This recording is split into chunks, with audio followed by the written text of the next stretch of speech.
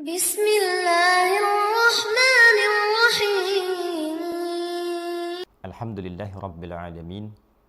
Wassalatu wassalamu ala nabiyyina wa sayyidina Muhammadin wa ala alihi wa sahbihi wa dhurriyyatihi wa ummatihi ila yaumiddin wa ba'd.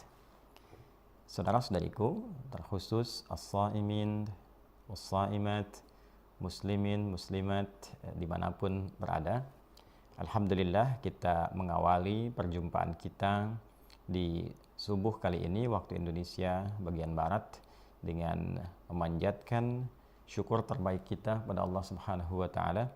Alhamdulillah kita kembali diberikan kesempatan untuk berkehidupan di hari ini, spesial di hari ke-8 di bulan Ramadan tahun 1446 Hijrah. Semoga seluruh rangkaian ibadah yang kita tunaikan sampai detik ini berkenan diterima oleh Allah Subhanahu wa taala. Semoga segala kekurangan yang mungkin terjadi berkenan disempurnakan oleh Allah Subhanahu wa taala. Semoga dosa-dosa kita diampuni dan semoga apa yang kita kerjakan sampai detik ini, doa-doa yang kita panjatkan diterima oleh Allah Subhanahu wa taala dengan penerimaan terbaik. Teman-teman, dalam rangka ikhtiar menjemput berbagai karunia Allah, khususnya di bulan Ramadan ini, kita akan mencoba meneruskan kajian kita di subuh kali ini dengan hamparan penjelasan Nabi Muhammad SAW yang sampai kepada kita melalui rangkaian periwayat-periwayat hadis yang kemudian didokumentasikan riwayat-riwayat itu oleh para cendekiawan, para ulama-ulama hadis, sehingga kita mampu mengakses, menelusuri jalan-jalan riwayat itu, mengenal para periwayatnya, mengenal situs-situs di mana mereka mendokumentasikan riwayat Nabi, hingga bahkan kita bisa tersampaikan pada kehidupan dan keseharian Nabi Sallallahu Alaihi Wasallam, dan itu bisa ditampilkan dalam penelusuran ilmiah yang dibuktikan dengan adanya tempat-tempat, juga urutan-urutan itu secara dimaksud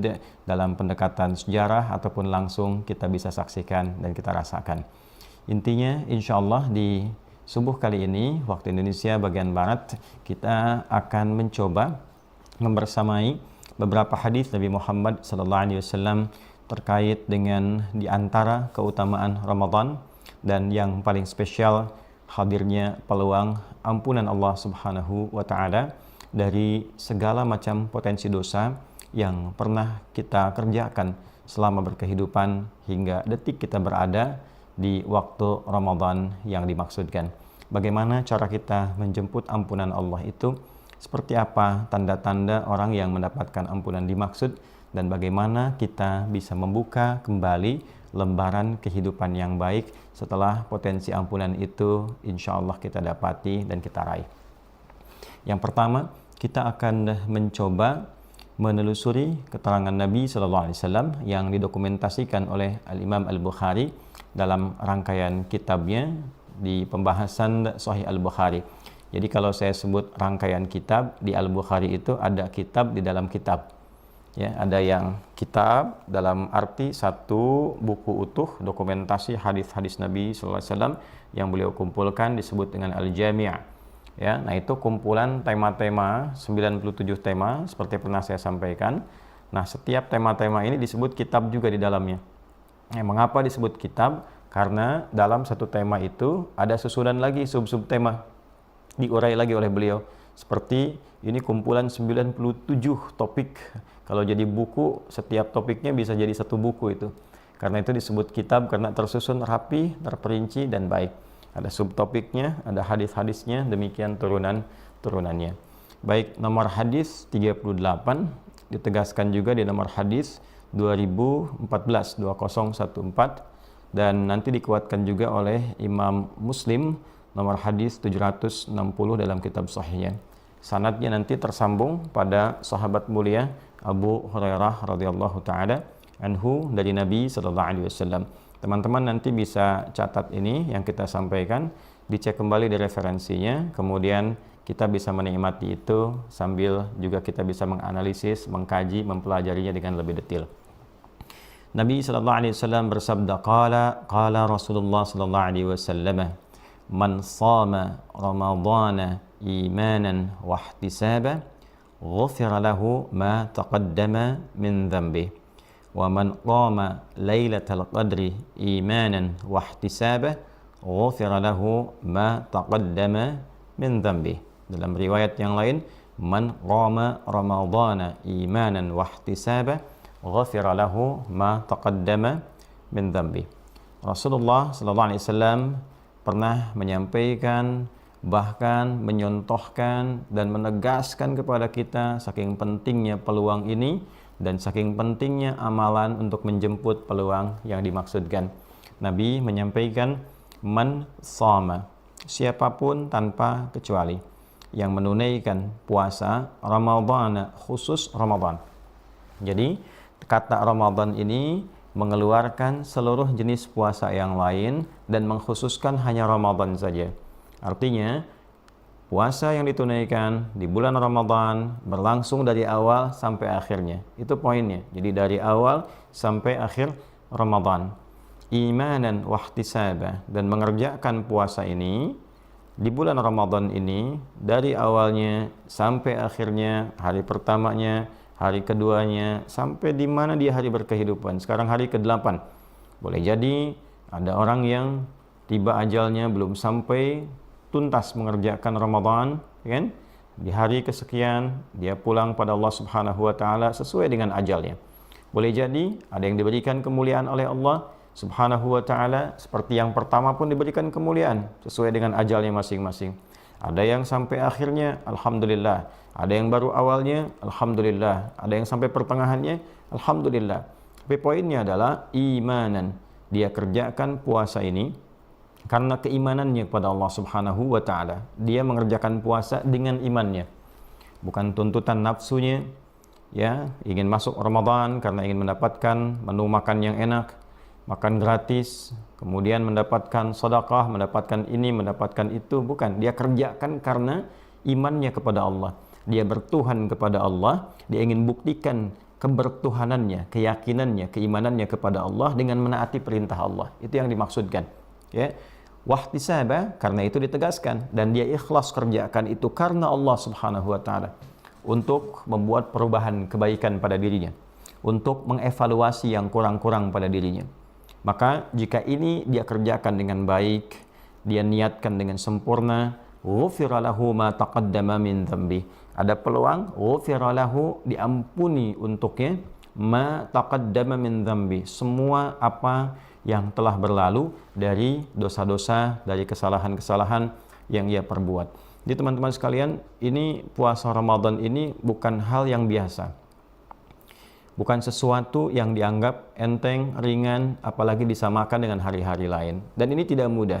Tidak setiap saat kita mendapatkan Ramadan.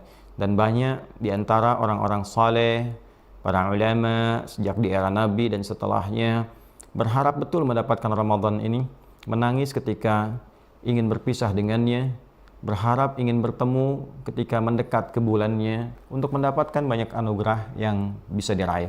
Di antara anugerah tertinggi yang mungkin bisa didapatkan adalah ampunan Allah Subhanahu wa taala. Itu yang sangat mahal.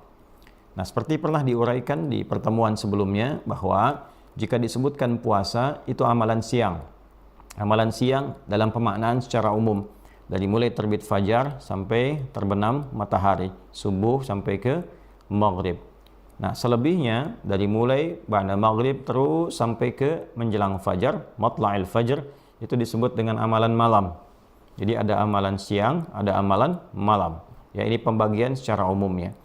Maka jika siangnya ada peluang ampunan yang ditebarkan oleh Allah Subhanahu wa taala untuk setiap hamba tanpa kecuali, tanpa memandang bagaimana kualitas imannya, apakah imannya masih lemah, imannya biasa-biasa atau imannya kuat, tanpa memandang dosa apa yang pernah ia kerjakan dalam hidupnya.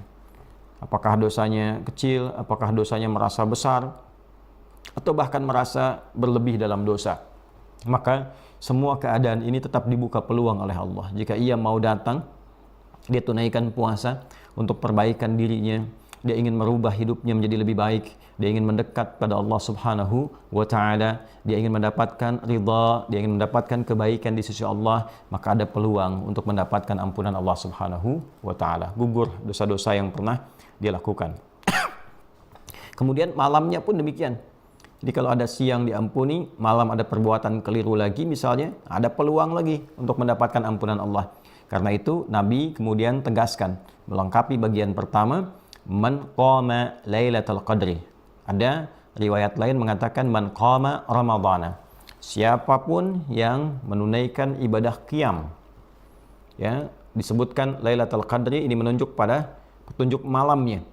Ya, dan mendapati malam al-qadar. Ada lagi tafsir juga memberikan penjelasan, dia hidupkan malamnya setiap Ramadan sehingga berpeluang mendapatkan malam Al-Qadar karena tidak pernah meninggalkan ibadah malamnya. Ya. Jadi dia semangat dari awalnya, tengahnya sampai akhirnya. Lalu dia tunaikan ibadah malam itu, qama ramadhana. Yang dimaksud di sini ada tafsir yang sangat jelas, mayoritas ulama demikian memberikan kesimpulannya, yang dimaksudkan tarawih. Dia bangun malam, dia tunaikan tarawih, ya, dan dia kerjakannya imanan wahtisaban. Dia lakukan karena Allah, bukan karena imamnya bagus suaranya, bukan karena mengejar masjid tertentu, bukan karena berkeinginan untuk mendapatkan siraman rohani tertentu, ya, kultumnya bagus, ininya masuk dan sebagainya, tapi dia betul-betul kerjakan lillah. Ya, dia kerjakan dengan imannya. Karena Allah perintahkan lewat nabinya, saya bangun malam, saya tunaikan tarawih, saya kerjakan sholat dengan baik, maka saya lakukan itu. Kalau Allah nggak perintahkan, saya nggak kerjakan. Nah, ini perkara iman. Wahtisaba, dan dia tulus mengerjakan itu karena Allah dengan niat mengevaluasi dirinya. Menjadi pribadi yang lebih baik, seperti tadi terurai dalam kesempatan siang. Ini kalimatnya serupa keterangannya, perbedaannya cuma waktu dan amalannya saja.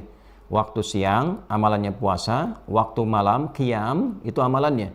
Menunaikan sholat, tarawih, ya, dan dilengkapi dengan ibadah-ibadah, qiyam, sholat di malam harinya.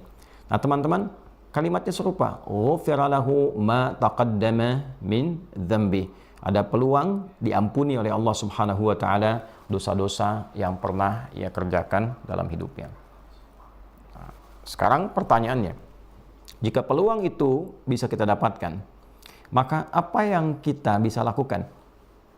Apa yang kita minimal bisa mohonkan kepada Allah dalam rangka permintaan ampunan kita kepada Allah Subhanahu wa taala, dalam rangka tobat dari apa yang pernah kita kerjakan dalam hidup ini dan perbuatan yang dikerjakan itu menyimpang dalam ketentuan yang telah Allah tetapkan. Apa yang harus dikerjakan? Maka disinilah Nabi pernah mengajarkan, mentalkinkan kalimat doa yang singkat tapi padat. Sehingga kita tidak harus mengurai jenis-jenis dosa yang pernah dikerjakan, apa saja dan sebagainya. Ya, Nabi pernah mentalkinkan kalimat ini, dan ini ditalkinkan oleh Nabi, dibacakan oleh Nabi kepada istri tercinta beliau, Ummul Mukminin, ibunda kita semua, Sayyidah Aisyah radhiyallahu taala anha, ketika bertanya, mengkonfirmasi pada Nabi sallallahu alaihi wasallam tentang doa apa yang dipanjatkan, sekiranya ada rasa membersamai, ada rasa yang sangat kuat bahwa dugaan malam-malam itu berbeda, malam-malam itu dekat kepada malam anugerah malam Al-Qadar. Terdapat keterangan ini dalam kitabnya Sunan At-Tirmidzi, didokumentasikan oleh beliau di urutan nomor hadis 3513. Rawinya yang meriwayatkan tersambung pada ibunda kita tercinta Ummul Mukminin Sayyidah Aisyah radhiyallahu taala anha, qalat. Nah, qala itu sebagai adab membuka hadis. Jadi kan kita tidak langsung dapat itu, ya, referensinya dari mana? Qala, kan? Maka disambungkan kepada perawinya yang kita baca Imam At-Tirmidzi, kemudian meneruskan sanadnya sampai ke Sayyidah Aisyah radhiyallahu taala anha. Qalat, Sayyidah Aisyah radhiyallahu taala anha menyampaikan, bertanya pada Nabi sallallahu alaihi wasallam, "Ara'aita in 'alimtu ayya lailatul qadri ma aqulu fiha?" Ya Rasulullah, jika aku mendapati rasa yang kuat, menduga dengan dugaan yang kuat, merasakan bahwa malam ini berbeda, malam ini rasanya malam Al-Qadar, ya, maka apa yang aku bacakan, apa yang aku mohonkan pada Allah Subhanahu wa taala? Qala Rasulullah sallallahu alaihi wasallam, maka Nabi sallallahu alaihi wasallam kemudian bersabda, "Quli," maka katakanlah. Nah, ini tolong betul-betul kita catat, betul-betul kita kalau bisa hafalkan dengan baik, maknai dan rasakan. Quli, kata Nabi, katakanlah, Allahumma innaka afuwun tuhibbul afwa fa'fu anni. Allahumma, duhai Allah, aku merendah, aku memohon kepadamu dengan menengadah. Jadi Allahumma itu gabungan dari dua kata, ya, harfun nida, huruf untuk memohon, memanggil, kemudian Allah, ya Allah. Kalau kita gabungkan kata ya Allah untuk membentuk makna lebih halus, lebih merendah dengan permohonan yang sangat, itu dirubah kalimatnya menjadi Allahumma. Ya, kalau ya Allah itu masih standar. Ya, saya sering ilustrasikan, Anda keluar, lihat gelap, mendung, Anda katakan ya Allah, itu fitrah bahwa kita bertuhan. Ya kan? Lihat kemarin ada musibah, banjir misalnya, dan kita bermohon pada Allah supaya kita dijaga dari musibah demikian, disabarkan jika mendapati itu, diberikan kemampuan untuk bisa memperbaiki, memanage dan mengambil ibrah supaya hal itu bisa kita atasi kemudian hari, dan kita mohon pada Allah perlindungan dan segala kebaikan. Tapi kita katakan ya Allah, kan? Hujan deras, ya Allah, ya, ada satu kondisi kita katakan ya Allah, ini menunjukkan bahwa kita ini hamba. Kita punya Tuhan, ya, kita punya fitrah berketuhanan. Jadi tidak pantas kita merasa angkuh, sombong, merasa hebat, karena fitrahnya pada diri kita itu punya Tuhan, kita menghamba. Nah, jika kita ingin menunjukkan kehambaan kita dan merasa bahwa kita ini punya kebutuhan yang tak mampu kita wujudkan, dan kemudian kita memohon, diarahkan permohonannya kepada Allah dalam bentuk yang tawadhu, bentuk yang merendahkan, bentuk yang lembut, maka ganti kalimatnya dengan Allahumma. Dalam prakteknya, jika ingin membaca doa ini, bacakanlah dengan penuh kekhusyuan, kerendahan hati, kerendahan jiwa, dan menghamba. Itu poinnya. Jadi jangan sekedar keluar di lisan, Allahumma innaka afuwwun karim, tuhibbul afwa fa'fu anni, kan? Nah, walaupun sah-sah saja dilakukan, tapi kalau kita rasakan dengan lebih mendalam, maka ke hatinya akan ada sensasi yang berbeda. Allahumma, ya Allah, aku menengadah padamu. Inni afuun. Allahumma innaka, ya, kita koreksi, Allahumma innaka afuun. Sungguh aku meyakini bahwa Engkau itu Maha Pemaaf. Engkau itu Maha Penghapus kesalahan-kesalahan. Engkau itu Maha Penggugur segala dosa. Allahumma, aku menengadah kepadamu. Innaka, dan aku meyakini sepenuhnya bahwa Engkau itu afuun, Maha Maaf, Maha Penghapus kesalahan, Maha Penggugur segala dosa. Tuhibbul afwa, dan Engkau mencintai segala bentuk pemaafan, penghapusan, pengguguran dosa. Fa'fu anni, maka dengan sifatmu yang mulia itu, yang melekat pada keagungan zatmu itu, ampuni dosaku ya Allah, maafkan kesalahanku, hapuskan kesalahanku, dan ya Allah gugurkan dosa-dosaku.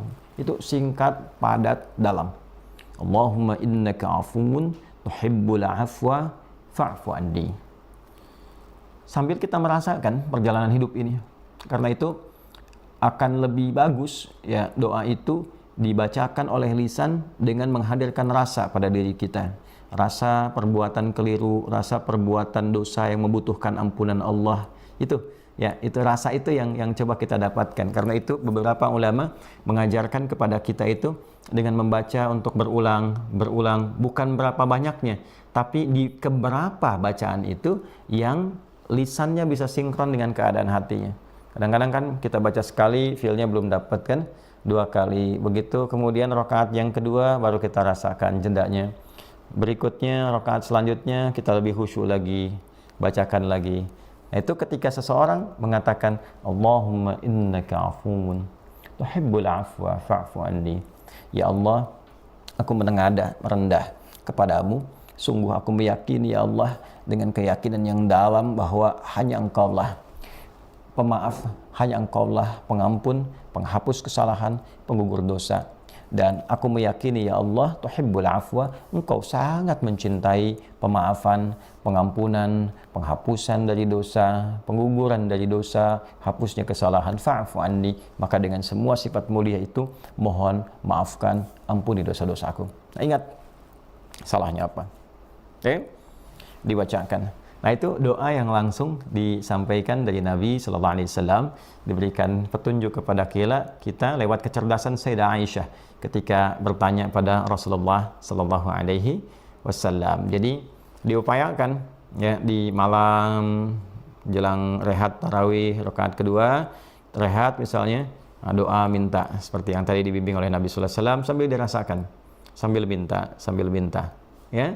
Demikian tidak dilarang juga kalau kita ingin bawa doa itu ke siang, ya, dalam kesempatan pada salat yang fardu atau salat sunnah, kita minta misalnya pada Allah Subhanahu wa taala, mohon diampuni dosa, mohon dimaafkan dari kesalahan dan sebagainya. Sehingga poinnya apa? Kita mendapatkan peluang ampunan Allah Subhanahu wa taala. Nah, bab terakhirnya teman-teman sekalian, bagaimana kita bisa mendapati dan merasakan satu kondisi berbeda dengan kesimpulan bahwa setidaknya kita merasa dosa kita itu telah diampuni Allah Subhanahu wa taala. Kesalahan kita itu dihapuskan oleh Allah Subhanahu wa taala. Nah, di dalam Al-Qur'an kita akan temukan beberapa rumus. Ya, rumus-rumus yang memberikan isyarat bahwa ketika Allah mengampuni dosa seorang hamba, itu selalu sifat ampunannya seringkali, kan? Seringkali diikutkan dengan kata islah. Ya, turunannya wa aslaha, dan ada perbaikan pada dirinya. Faman taba wa aslaha illa alladziina tabu, ya, wa aslahu, kecuali orang-orang yang bertobat dari salahnya, ya, dia kemudian memohon pada Allah ampunan, lalu setelah itu terjadi perubahan yang lebih baik pada dirinya. Ya, ini yang disebut dengan ketika salah digugurkan, solehnya muncul.